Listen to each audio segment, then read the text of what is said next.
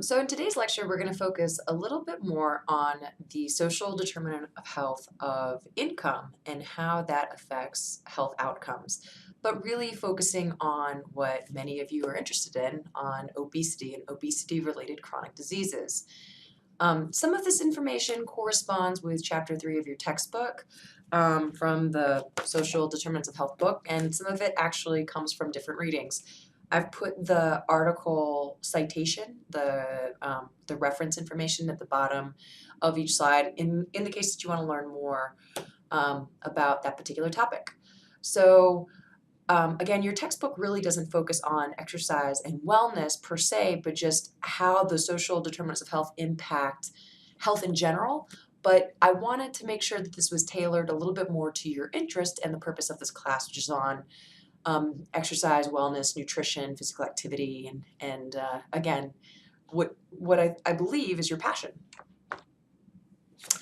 So you've probably seen something that looks very similar to this map numerous times. This is actually coming from the CDC's website. It gave one of the most recent snapshots of obesity prevalence state by state. At this time, if this was an in-person class, I'd ask you, what seems to be a trend here? And then I would expect to hear, oh, the Southeast tends to be an area with a higher prevalence of obesity, but then there's also Iowa and West Virginia that also have higher levels. And kind of the surrounding areas other than the Deep South tend to have the next highest rates. You really find the Northeast to have lower rates, the Northeast and the West having lower rates of obesity, and then we've got these outliers such as Colorado and Hawaii and the District of Columbia, which have by far the lowest levels of obesity, as defined as having a BMI of 30 or above. If you look at that, though, only three areas, Hawaii, Washington, D.C., and Colorado, have either 1/5 to 1/4 of the population as being obese, and the rest of the country, there are higher rates. That's intense, guys. That's intense, and it also means that we have a lot of work to go in terms of trying to shape social determinants of health that could impact in a positive way the reduction of caloric intake as well as the increase in physical activity. Something that you should have read about in your textbook in Chapter 3 and a little bit in Chapter 2 is the health wealth gradient. This is illustrated in this picture. This was actually a pretty popular citation. It's only a 2-page document by Dr. Levine, who was describing, now again, it's a little bit older, it's from 2011, but it shows that health wealth gradient between your likelihood of being obese and your likelihood of having type 2 diabetes, as well as the level of sedentariness, comparing it between the wealthy and the poor. And in each of those charts, right, and in each of these bar charts here, you see that the wealthier you are, the lower the levels of your obesity, the lower your levels of being sedentary, the lower your likelihood or your risk for being diabetic, right? So the health wealth gradient also goes on to show that, again, your health decreases the lower your income, right? That your health increases, your overall health increases the wealthier you are, as well as the power you have within your job. So I also wanted to highlight that, hand in hand with income, yet still another determining factor of the health wealth gradient is also education. And in terms of childhood obesity, it's often the main parents or the main breadwinners' highest level of education in the home. And if not, if it's a single parent home, the highest level of education of that single parent. However, based on family income, based on parental education, the higher your education, the higher your income, the less likely the child is to be obese. If you want more information on that, feel free to check out this article, Prevalence of Obesity Among Youth by Household Income and Education Level. So I don't know how often you've seen Likert scales in which people are asked to rate their health, but generally it starts at the highest rank with very good to fair to poor to very poor. So towards the bottom of the scale are poor and very poor. And you'll find that the lower your income, the more likely you are to say that your health is either poor or fair, whereas you're more likely to say your health is good or very good the higher your income. Here are also some measurements of physical exertion and physical activity. And what you find time over time is that the less your income, the more difficult it is to perform physical activity, such as walking a quarter mile, climbing steps, standing for 2 hours, sitting for 2 hours, stooping, bending, kneeling, grasping or handling small objects, lifting or carrying 10 pounds, pushing or pulling large objects.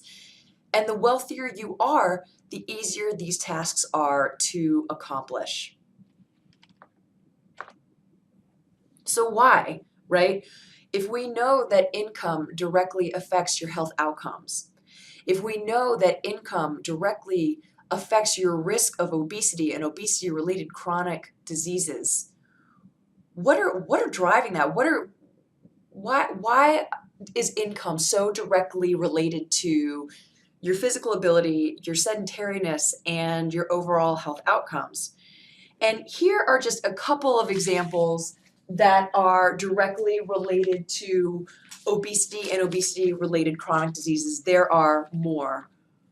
By the way, these examples mostly come from a publication from the Urban Institute Center on Society and Health.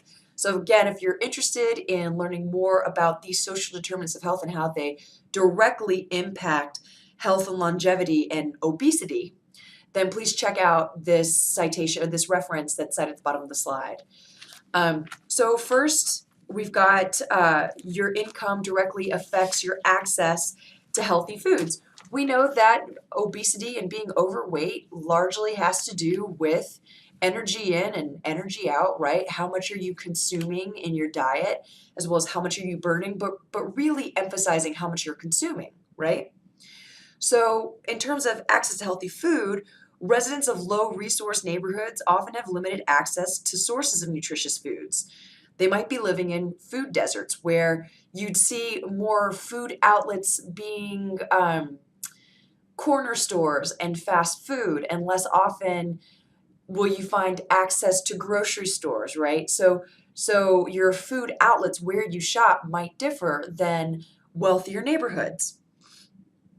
They're more individuals in low resource neighborhoods are more likely to live in these food deserts where there's an overconcentration of fast food outlets, convenience stores, corner stores, and liquor stores, and a shortage of restaurants that actually offer healthy foods.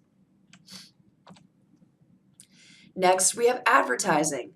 And actually, advertising, especially for fast foods and tobacco and alcohol, are often targeted to youth and often are targeted to low-income and minority communities. If you're interested in learning more about this topic, again, you can read this this publication from the Urban Institute, and yet here is another reference. This Powell Rimkus article is another article that basically talks about marketing of fast food to lower income populations. There are also issues related to the built environment.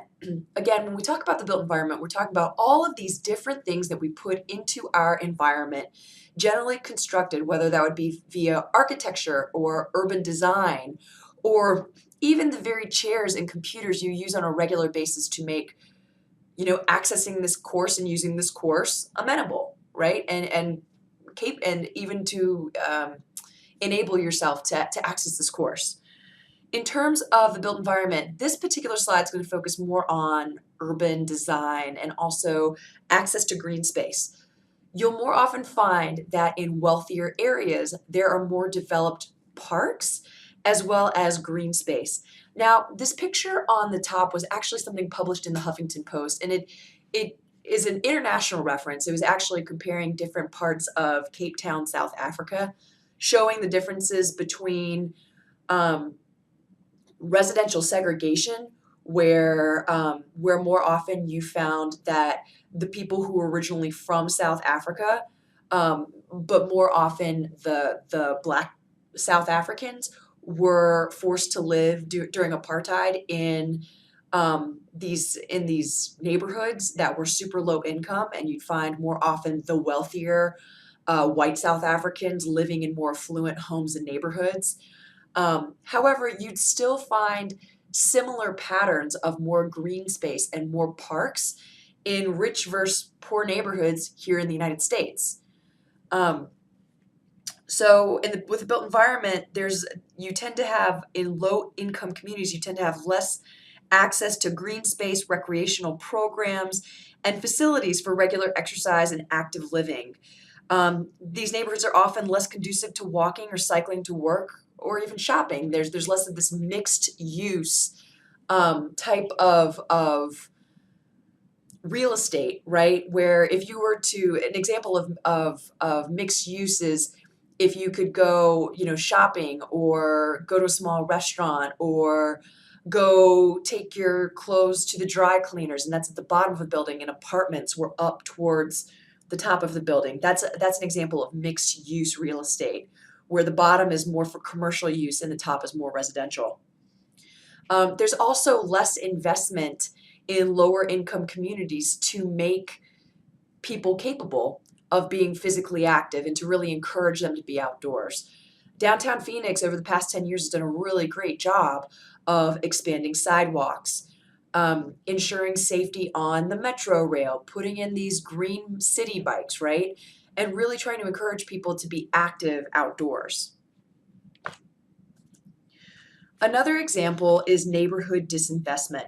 You'll more often find in lower income residential neighborhoods, they discourage that pedestrian activity, and they're more often disadvantaged neighborhoods, which often perpetuate cycles of socioeconomic failure. There's this really interesting theory called the broken window theory that basically says old, dilapidated buildings and areas which are in a little bit more of a disarray will continue to stay in disarray because people feel as though they can pollute there or they can continue knocking out broken windows when they see an old dilapidated building. But when you start cleaning up a neighborhood and really investing in ensuring its safety, people will respect that land a bit more.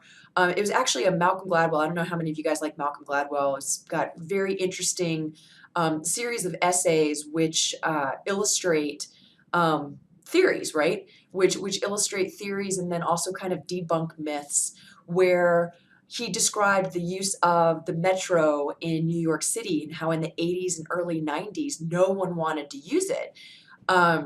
There was a lot of trash that was thrown in the subways. There was spray painting, people tagging the outside of metro rail cars. There were people that were not paying to use the metro rail. They would just hop over the barriers that would separate those who have tickets and those who don't.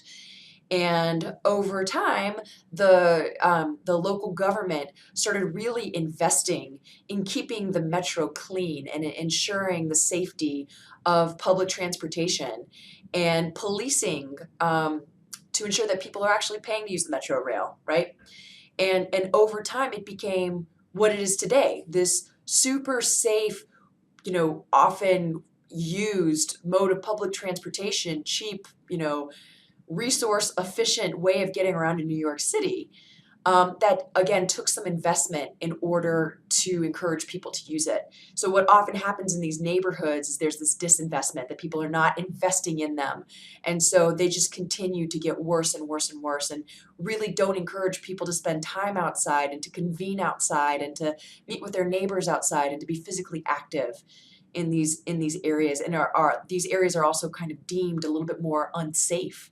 So people don't want to invest in food outlets, retail shops, and either other exercise facilities in these neighborhoods because they're not seen as being safe.